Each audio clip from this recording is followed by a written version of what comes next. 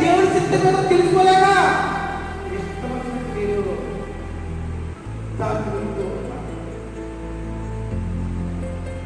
అదే తర్వాత మరలా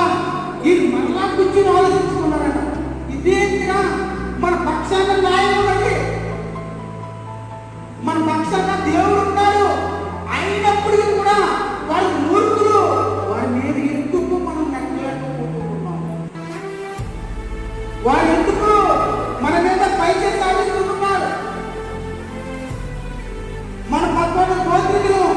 వారు ఒకే ఒక గోత్రికులు, ఈ 11 మంది గోత్రికులు ఒకే ఒక